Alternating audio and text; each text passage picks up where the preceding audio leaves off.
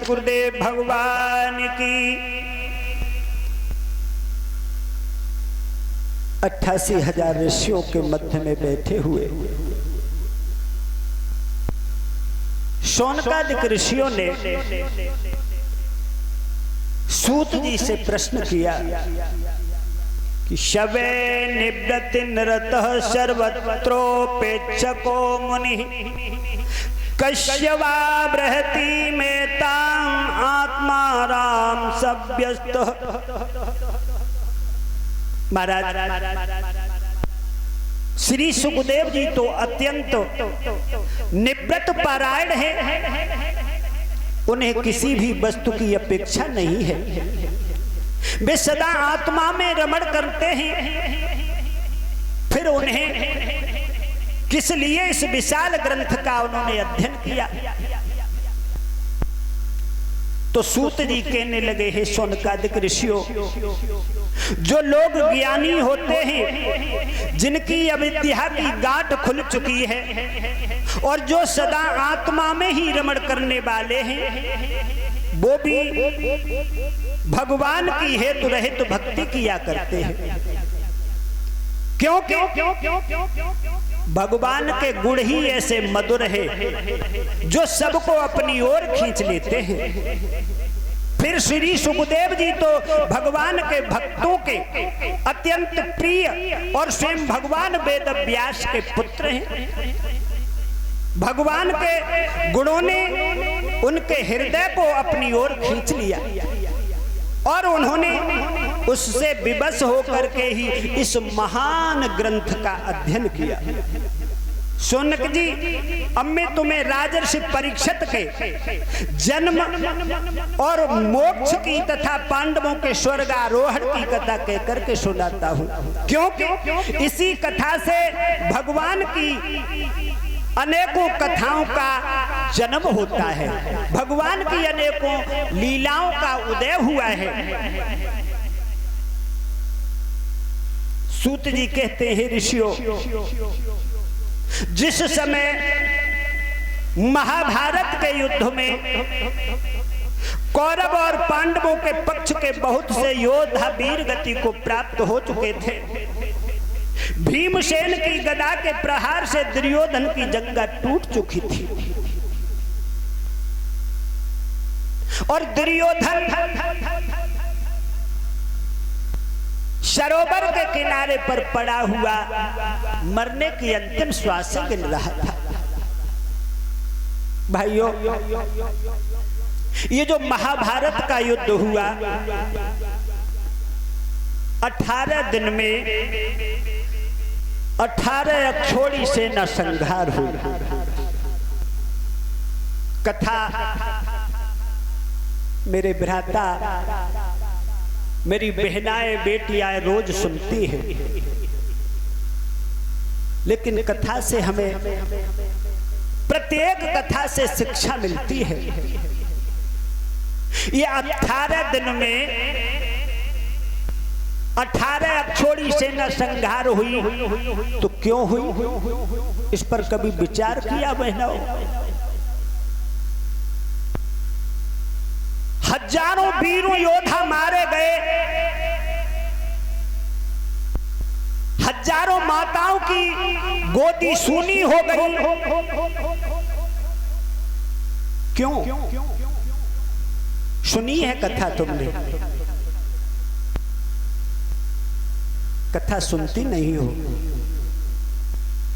कथा में केवल नाच देखने के लिए आती हो। कथा को मन लगा करके सुनो, अपने मन की बात सुनती हो तुम, कथा को कथा के रूप से नहीं सुनती हो। एक बहन थी, कथा सुनने नहीं जाती थी, लेकिन वह को पति बहुत बड़ो धर्मात्मा हो, दूध का काम था, ईमानदारी से दूध लेता था, दूध बेचता था, अपनी जीवन यापन करता था। लेकिन पत्नी हमेशा होशियारी में काम करती थी। वो कहती थी तुम इस दूध में कुछ बचाते नहीं हो, घर के काम कैसे चलेंगे, बच्चों की पढ़ाई लिखाई का काम कैसे चलेगा। किसान वो दूधिया कहने लगा, देवी इसी में परमात्मा हमें बहुत देता है, इसी में हम संतुष्ट हैं। ऐसा करो, तुम घर में बैठी रहती हो, चकलेश्वर आश्रम पे कथा हो रही है, आज कथा सुन आओ। देवी जी कथा सुनने आई और शास्त्री जी कथा कह रहे थे।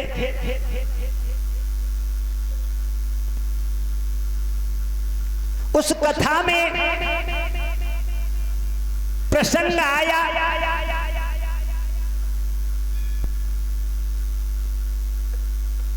उस कथा में प्रसंग आया, शास्त्री जी कथा सुना रहे थे।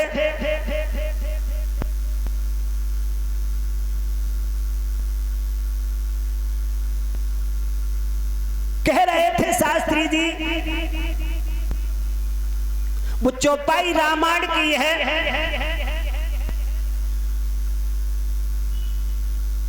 एक चौपाई आती है रामायण की, गोस्वामी जी ने लिखी है।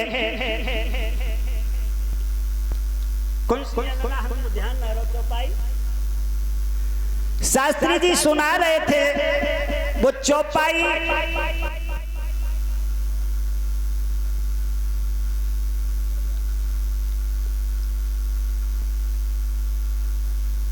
गोस्वामी जी ने चौपाई सुनाई। अब वो चौपाई हमारे ध्यान से उतर गई।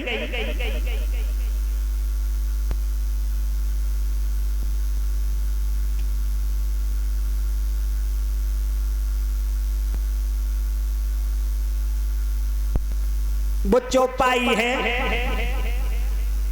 अब बिल्कुल ध्यान से उतर गई है। चलो छोड़ो उसे। वो देवी जी चौपाई को सुनकर के आई घर और कहा कि आज मैं कथा सुन के आई हूं। कहने लगे, दूधिया जी इस कथा सुन के आई, बहुत अच्छी बात है, लेकिन शास्त्री जी कह रहे थे वो चौपाई है तो मैं उसे सुन करके आई हूं,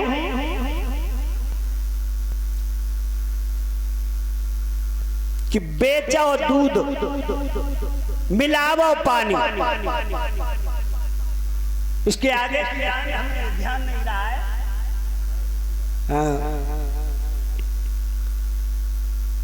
कि महाराज आज से हम अपने दूध में पानी मिला करके बेचा करेंगे।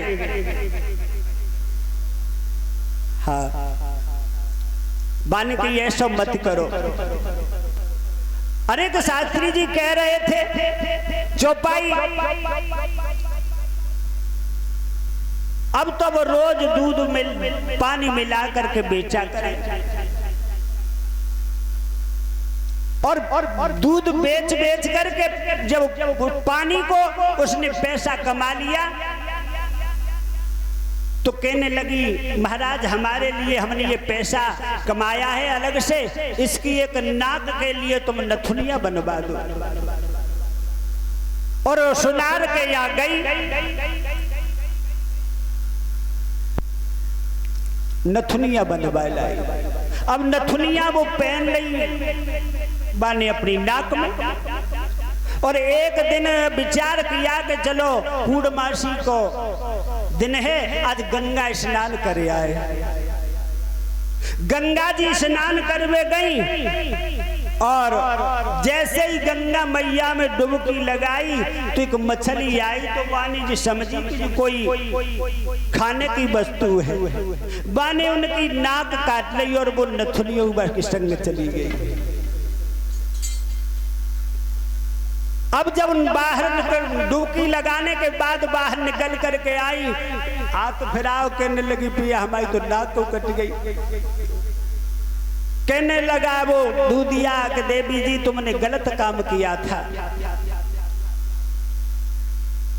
बाने कही, तुमने कहा था कि दूध में पानी मिला करके बेचो, तो पानी को पैसा पानी में और नाक कटी बेईमानी में। पानी का पैसा पानी में चला गया और तुम्हारी नाक तो बेईमानी भी चली गई। इसलिए कथा कथा सुनो तो अच्छी बातें सुनो, सात्विक बातों पर विचार करो, लेकिन इधर उधर की बातों पे मन न लगाओ।